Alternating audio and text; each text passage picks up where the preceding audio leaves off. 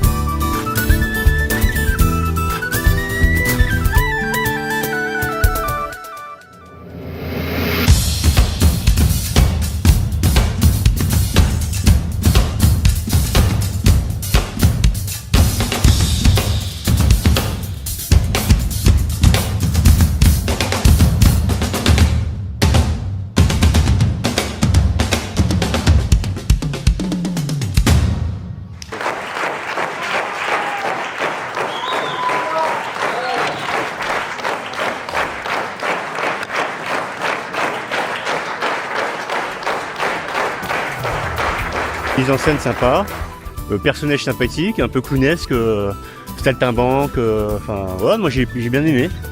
C'était excellent, excellent. Ouais. Voilà. C'est léger, c'est fort, c'est musical. C'était génial, génial. Il y a de l'humour, il y a de la musique.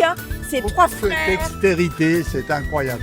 On a passé un super moment. Venez les voir, venez les voir, venez les voir. Et on voit pas le temps passer, c'est incroyable.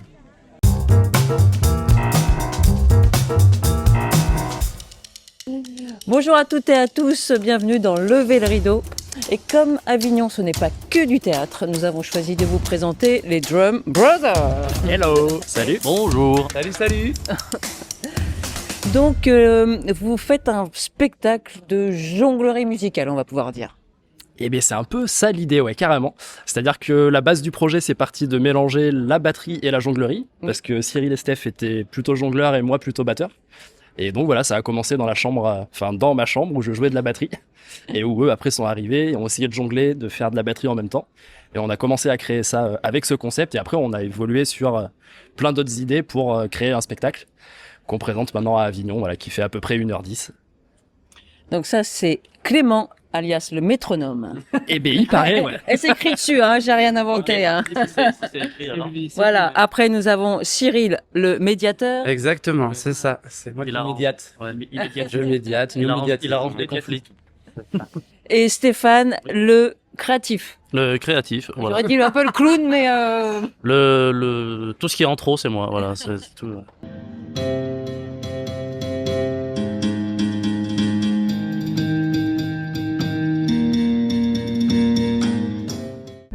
Donc vous étiez venu à La Réunion en 2022. Ah, exactement. Très bon souvenir. Bien, hein. Très bon souvenir. Très bon souvenir. Excellent souvenir. C'est un peu... Voilà. Ah, faut pas dire. Oui, bien sûr. il coupera, il m'a dit. Non, Le rougail. Le pouce café. Ah, trop bien.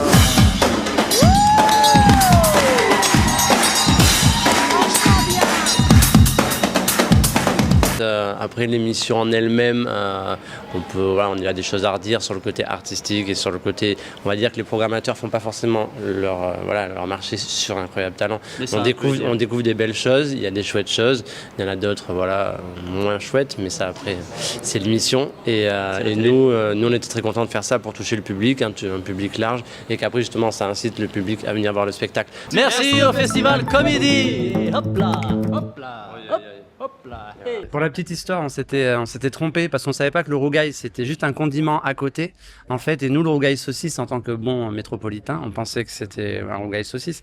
Et en fait, on voyait une salade de concombre, mais en fait, on pensait que c'était une salade de concombre.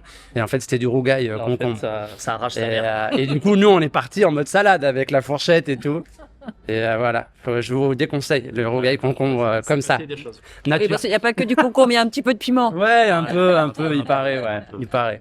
Donc par rapport à la version qu'on avait vue à La Réunion, vous avez ajouté, modifié 2-3 trucs. Il me semble pas me souvenir qu'il y avait le biniou. Ah ben si, effectivement, ça, en général, on fait un blackout dans son cerveau parce que le souvenir est dur. Donc voilà, la cornemuse, c'est agressif, quoi. Mais si, il y était. Par contre, c'est des petites choses autour de la vidéo, des petites choses de mise en scène qui ont été modifiées sur les parapluies. Il y a des choses qui ont évolué. Justement, quand on était venu en 2022, il y a eu une évolution du spectacle, effectivement. Au niveau de la vidéo et quelques effets lumière aussi. On est tout le temps en recherche de petites améliorations, Oui, de c'est petites idées. Mais est-ce qu'il vous arrive encore de faire des erreurs? Si vous saviez. En fait, ce qui se passe, et c'est assez intéressant, c'est qu'on fait des erreurs, mais c'est des erreurs que seulement nous, on voit. Mais du point de vue du public, c'est pas des erreurs extrêmement graves. Après, ce qui se passe aussi, c'est que vu qu'on a beaucoup de techniques, il peut arriver des bugs aussi techniques. Donc, des fois, il y a une vidéo qui part pas ou des sons qui partent pas. Mais ça, c'est vraiment des choses qui sont très aléatoires et pas tellement gênantes. Puis après, l'erreur reste humaine. Donc, bien sûr que des fois, il y a des massues qui tombent, des rythmes qui sont un peu foirés, mais c'est pas très grave. Mais bien sûr qu'on fait toujours des erreurs. Même 20 ans. Laisse parler ton frère. Oui, d'habitude, en interview, il parle pas beaucoup, donc ça. J'ai essayé de faire une transition justement pour qu'il s'échappe de là. Non, mais c'est vrai que ce qu'on remarque, c'est que le spectateur, quand il y a des erreurs, il n'en tient pas forcément rigueur. Des fois, ça nous arrive de faire des erreurs assez grosses de notre point de vue. Et à la fin, on va se dire, les gens... Mais en fait, comme tu dis, le spectacle est assez rodé, calibré au cordeau. En fait, ils nous en tiennent pas rigueur et ils sortent quand même avec la banane parce qu'ils voient que le spectacle est quand même de qualité. Et il vient de dire exactement ce que je viens de dire. Non, c'est par rapport au spectateur. C'est pas des frères pour rien. Hein. Vive le spectacle vivant, voilà, c'est ça, c'est vivant. Voilà, exactement. Et est-ce que vous avez, parce que là ça fait un petit moment que vous tournez avec ce spectacle, Exactement. est-ce que vous avez des envies d'autre chose, d'un autre... Là, on est sur un nouveau projet en extérieur, déambulatoire, donc effectivement, plus en petit format, donc une demi-heure, et en déambulation avec des personnages qu'on est en train de développer autour justement de ces persos avec les casques sur la tête et tout ça. Donc il y a un projet comme ça qui est en train de naître. Et après, ce spectacle en lui-même, vraiment spectacle en salle, pour l'instant, non, il est figé comme ça, donc on le garde comme ça. On fait Avignon pour justement toucher d'autres programmateurs, d'autres pros. Et par rapport à ça, voilà, on le garde vent en poupe. Voilà. En parlant de pro, il y a peut-être une piste pour l'île de la Réunion en 2027. Voilà, je dis ça, je dis rien. Au mois d'août. Au mois d'août 2027. Et on se posait la question avec une spectatrice que j'ai croisée tout à l'heure. Ça se passe comment les réunions de famille chez vous? Bien, j'imagine. Bonne question, mais... Non mais aussi, je sais pas, j'imagine qu'il y a des instruments chez vous et que forcément ça part en bœuf. Figurez-vous que pas tant que ça, on met un peu... quand on est en réunion de famille, on est en réunion de famille. Alors après, notre mère adore la musique, donc ça arrive souvent qu'elle finisse en faisant des chansons, à la guitare, tout ça. Mais après, nous, de notre côté, quand on se retrouve en famille, c'est... en famille, on n'est pas là forcément pour faire de la batterie ou pour jongler avec des trucs. Donc les réunions de famille, elles restent très familiales, sans que ça déborde trop sur le travail. Et c'est surtout pour manger. Donc les réunions de famille, chez nous, c'est pas mal sur la nourriture. Donc quand on se retrouve, on mange ensemble. Et bien d'ailleurs, petite histoire aussi, quand on était rentré de comédie, et bien en fait, la réunion de famille qui suivait, en général, on fait parce qu'on est une grande famille, donc on fait 2 gros repas d'anniversaire, un au printemps, un à l'automne.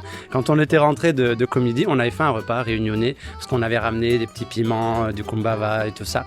Donc on avait fait tout un repas et c'était excellent. Donc voilà, on aime bien aussi quand on voyage, ramener des petites choses, des petites idées, et quand on se retrouve, on fait les thématiques culinaires, voilà, qu'on ramène un peu de nos voyages.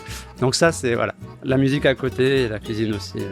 Ok, peut-être un prochain spectacle cuisine musicale. Eh ben merci beaucoup les frères Coll, c'est toujours un plaisir. Merci à vous. Merci à vous. Merci de nous voir. Merci beaucoup.